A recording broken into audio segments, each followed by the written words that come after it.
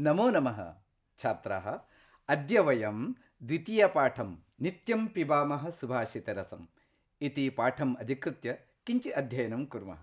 भवन्तः जानन्ति खलु, तत्र आगमनसमये भवन्तः भित्तौ एकं वाक्यं पठितवन्तः। किमासीत् तत्र? समीचीनम्। अयोग्यः पुरुषो नास्ति, योजकस्तत्र दुर्लभः। कः अस्ति अस्य भावः? भवन्तः जानन्ति एव, तथापि पुनः किञ्चित् विवरणं पश्यामः। अयोग्यः पुरुषः नास्ति, अर्थात् अस्मिन् लोके, अस्मिन् संसारे कोऽपि अयोग्यः न भवति, किन्तु तस्य प्रेरकः, मार्गदर्शकः दुर्लभः अस्ति, न लभ्यते शीघ्रम्।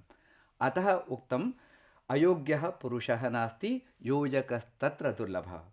एतादृशानां भावानां कतिचन सुभाषितानि अद्य वयं पठामः। कः अर्थः सुभाषितम् इत्यस्य अर्थः? सुष्ठु भाषितम्, अर्थात् यत् सुवचनानि भवन्ति, श्रेष्ठानां ज्येष्ठानां यानि वचनानि भवन्ति, तेषां सङ्कलनमेव अस्ति सुभाषितम्। अद्य वयं तेषाम् अध्ययनं करिष्यामः। समीचीनं। तर्हि वयं सुभाषितानां रसम् इदानीं पिबामः। प्रथमं सुभाषितं पश्यन्तु। वस्त्रेण वपुषा वाचा विद्यया विनयेन च वकारैः पञ्चभिर्युक्तो नरो भवति पूजितः, नरो भवति पूजितः। अधुना वयं श्लोकं पठितवन्तः, गीतवन्तः। इदानीम् अन्वयं पश्यामः। कः अन्वयः? अन्वयः अर्थात् क्रमशः शब्दानां योजनम् इति अन्वयः। अन्वयं पश्यामः। वस्त्रेण वपुषा वाचा विद्यया विनयेन च। भवन्तः अत्र शब्दान् पश्यन्तु। व वस्त्रेण, व वपुषा, व वाचा, व विद्यया, व विनयेन, एवं पञ्चभिः वकारैः युक्तः नरः पूजितः भवति। कः अर्थः एतस्य? कः भावार्थः इत्युक्ते, भवन्तः जानन्ति, उत्तमेन वस्त्रेण, समुचितानि वस्त्राणि यः धरति, यः सम्यक्तया शरीरेण स्वस्थः अस्ति, सुदृढः अस्ति, पुनश्च सदा सुमधुरं हितकरं च वचनं वदति, सर्वदा अध्ययने संलग्नः भवति, तथा च विनम्रतया व्यवहारं करोति, तादृशः पञ्चभिः वकारैः युक्तः नरः योग्यः भवति। अर्थात् सः एव नरः अत्यन्तः योग्यः, लोके प्रसिद्धः च भवति, तादृशं सः सम्मानं प्राप्नोति। अतः एतैः सर्वैः अपि अस्माभिः आत्मनः कल्याणं करणीयम्, आत्मानम् उद्धारं कर्तुम् एते वकाराः ये सन्ति ते सहायकाः सन्ति। अतः वयमपि प्रयासं कुर्मः, लोके उत्तमाः भवितुं प्रयासं कुर्मः। द्वितीयं श्लोकं पठामः। षड्दोषाः पुरुषेणेह हातव्या भूतिमिच्छता निद्रा तन्द्रा भयं क्रोधः आलस्यं दीर्घसूत्रता, आलस्यं दीर्घसूत्रता। अन्वयः अस्ति, इह भूतिम् इच्छता पुरुषेण निद्रा तन्द्रा भयं क्रोधः आलस्यं दीर्घसूत्रता च इति एते षड् दोषाः हातव्याः। अर्थात् भावार्थं पश्यामः। अस्मासु निद्रादयः षड् दोषाः भवन्ति। किं निद्रा इति दोषः भवति? न, तथा न चिन्तनीयम्। अत्र निद्रा इति अतिनिद्रा, अधिकनिद्रा न करणीया। अधिकनिद्रां करोति तदा भवति दोषः। एवं षड् दोषाः ये सन्ति ते अस्माभिः त्यक्तव्याः। एते अस्माकम् ऐश्वर्यस्य, अर्थात् सम्पत्तेः, उन्नतेः च अवरोधकाः, बाधकाः भवन्ति।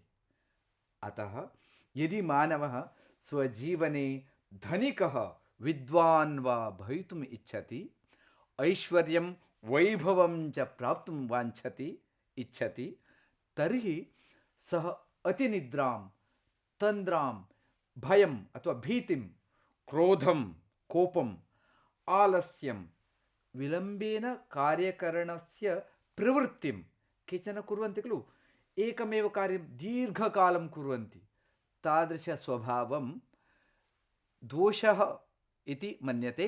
तान् स्वभावान् वयं त्यजामः, परित्यजेम्य इति अस्य अर्थः अस्ति। अधुना वयं तृतीयं श्लोकं पठामः।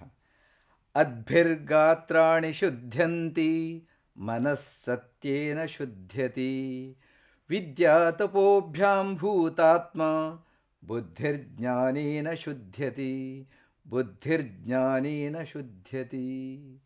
अन्वयं पश्यामः।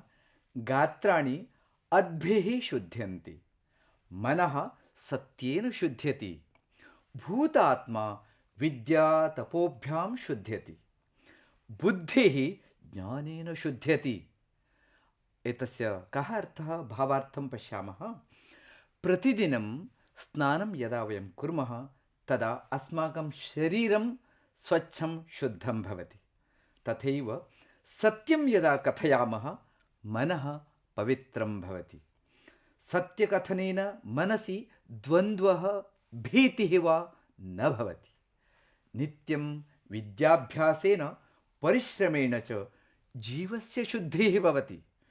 ज्ञानेन च बुद्धिः निर्मला पवित्रा विशुद्धा भवति।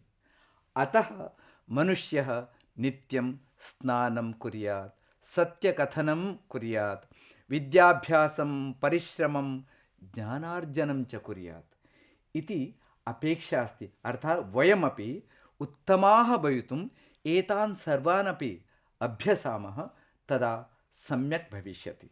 समीचीनं वा? अग्रिमश्लोकं पठामः। उत्तरं यः समुद्रस्य हिमाद्रेश्चैव दक्षिणं, वर्षं तद्भारतं नाम भारती यत्र सन्ततिः, भारती यत्र सन्ततिः। अन्वयं पठामः। यत् समुद्रस्य उत्तरं हिमाद्रेः च दक्षिणं, तत् एव भारतं नाम वर्षं, यत्र भारती सन्ततिः अस्ति। कः अर्थः अस्य? भावार्थं पश्यामः। अस्मिन् सुभाषिते सुभाषितकारः भारतस्य भौगोलिकं स्वरूपं वर्णयति। भवन्तः अपि भारतस्य मानचित्रस्य कल्पनां कुर्वन्तु, भवन्तः अवगन्तुं शक्नुवन्ति। हिन्दुमहासागरस्य उत्तरभागे, हिमालयस्य च दक्षिणभागे यः भूखण्डः अस्ति, भूभागः अस्ति, तस्य भूभागस्य एव नाम भारतवर्षं, भारतदेशः। अत्रत्याः नागरिकाः अर्थात् वयं भारतीयाः इति प्रसिद्धाः। अवगतवन्तः खलु? अद्य वयं 4 श्लोकान् पठितवन्तः। अग्रिमे अङ्के अग्रिमान् श्लोकान् वयं पठिष्यामः। अस्तु, नमो नमः।